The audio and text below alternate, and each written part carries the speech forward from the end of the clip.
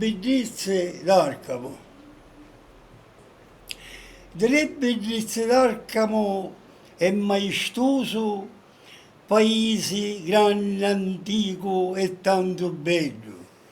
Pagiona la Madonna, il radioso, miracolosa cura, un buon meneggio. Per i poeti è l'occhio orgoglioso, pesciollo gran poeta al capesello. La rosa fresca in gloria la portavo e ad Arcamo l'onore ne lassavo. Comincia a San Francesco il paese e là sosteme il lago lagiale, la chiazza Bacolino si ci mise che l'onoranza accedese Natale. Lucassa e le strade sono intese, parrocchie granditesi principali, armoniose suonano campane, la prima chiesa di francescane.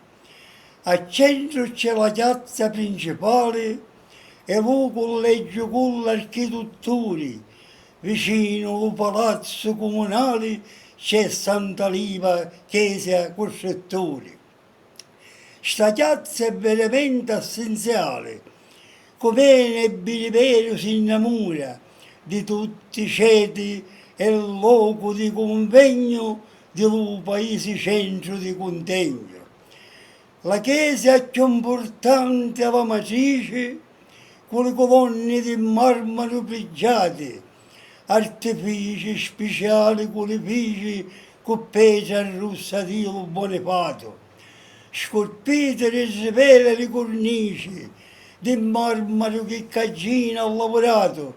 C'è storia a sto paese, c'è cultura, c'è arte, poesia e c'è bravura. O monte Bonifato cutatura, le tue bellezze scropi d'un nipote, apprezza pur l'aria che respira, vocabolo di zagare e di rose.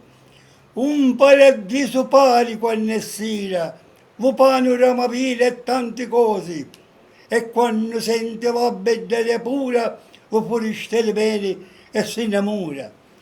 Confina fino all'Arcamo Marina, sta spiaggia che possiede una fortuna, cuccidatore parla la sorrina, l'azzurro mare usa un canto d'una. Tu Arcamo sei come una regina, lo Bonifato fa la tua corona, lo predistallo ai loro filo, c'è bene la Madonna, non va bene.